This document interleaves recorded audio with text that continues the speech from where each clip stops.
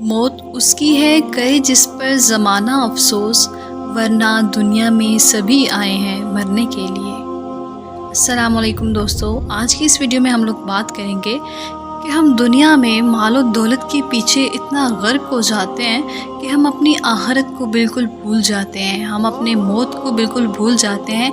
اسی سے ریلیٹڈ آج کا ایک واقعہ ہے۔ واقعہ کچھ یوں ہے کہ ایک شخص نے بہت سا مال جمع کیا اور کوئی بھی چیز ایسی نہ چھوڑی جو اس نے اپنے یہاں منگا نہ لی ہو، اور ایک بہت بڑا عالیشان محل تیار کیا جس کے 2 دروازے تھے۔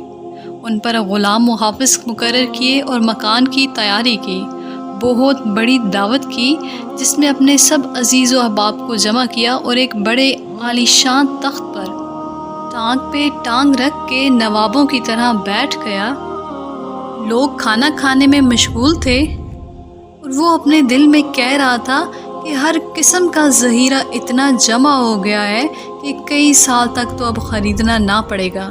یہ خیال دل میں ہی گزر رہا تھا کہ ایک فقیر پھٹے پرانے کپڑے پہنے دروازے پر آیا اور زور زور سے دروازہ پیٹنے لگا۔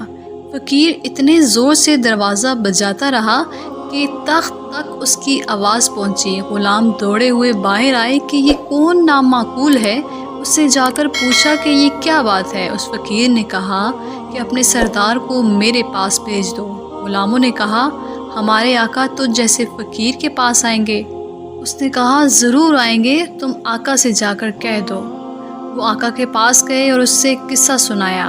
اس امیر شخص نے کہا تم لوگوں نے اس کو مزہ نہ چکھایا۔ اتنے میں فقیر نے دوبارہ پہلے سے بھی زیادہ دروازہ پیٹنا شروع کیا، جس پر دربان دوڑے ہوئے پھر دروازے پر آئے تو اس فقیر نے کہا کہ میں ملک الموت ہوں۔ یہ سن کر ان کے ہوش اڑ گئے اور آقا سے جا کر کہا۔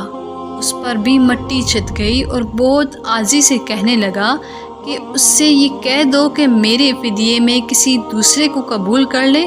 اتنے میں یہ فقیر اندر پہنچ گیا اور اس سے کہا کہ تجھے جو کچھ کرنا ہے کر لے، میں تیری روح قبض کیے بغیر یہاں سے واپس نہیں جاؤں گا۔ اس نے اپنا سب مال جمع کروایا اور مال سے کہنے لگا کہ اللہ کی تجھ پر لعنت ہو کہ تو نے اور تیری مشغولی نے مجھے اپنے مولا کی عبادت سے روک دیا، اور اتنا وقت بھی نہ دیا کہ میں کسی وقت یکسوئی سے اللہ تعالیٰ کو یاد کر لوں۔ اللہ تعالیٰ نے اپنی قدرت سے اس کی مال دولت کو زبان عطا کی۔ امیر شخص کی دولت نے کہا کہ تو مجھ پہ لعنت کیوں کرتا ہے؟ میری ہی وجہ سے تو بڑے بڑے بادشاہوں تک ایسے وقت پہنچ جاتا تھا جبکہ نیک لوگ ان کے دروازوں سے ہٹا دیے جاتے تھے۔ میری ہی وجہ سے تو بادشاہوں کی طرح رہ رہا تھا۔ تو مجھے برائی کے موقعوں میں خرچ کرتا تھا اور میں انکار نہیں کر سکتا تھا۔ اگر تو مجھے خیر کے مواقع میں خرچ کرتا تو میں تیرے کام آتا۔ اس کے بعد ملک الموت نے ایک دم اس کی روح قبض کر لی۔ ناظرین، اس دنیا میں ہر ایک جاندار نے، چاہے وہ پرندہ ہے، چاہے کوئی جانور ہے، یا چاہے کوئی انسان ہے، وہ انسان چاہے کوئی بادشاہ ہے یا کوئی فقیر ہے، ہر ایک نے موت کا مزہ چکھنا ہے۔ قرآن پاک میں 3 بار آیا ہے کل نفس ذائقۃ الموت، کہ ہر جاندار کو موت کا مزہ چکھنا ہے۔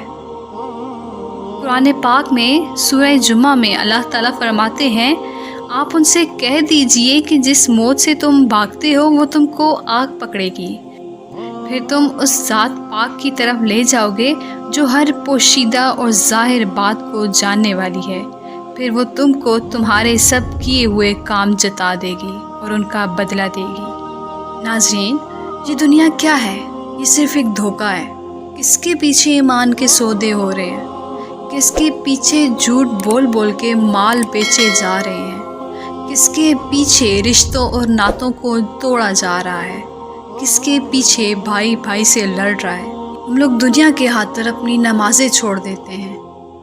ہم لوگ دنیا کی خاطر اللہ تعالیٰ کی یاد سے غافل ہو جاتے ہیں۔ قرآن پاک کے خوبصورت لحاف میں گردآلود ہوئے الماریوں پہ رکھے ہوتے ہیں۔ اللہ تعالیٰ سے دعا کرتے ہیں اللہ تعالیٰ مرنے سے پہلے ہم سے راضی ہو جائے اور ہمیں ہدایت دے۔ नाज़रीन, अगर आपको आज की वीडियो पसंद आई है तो लाइक एंड सब्सक्राइब का बटन प्रेस करना ना भूलिएगा और नेक्स्ट वीडियो तक इजाज़त दीजिए। अल्लाह नेगबान।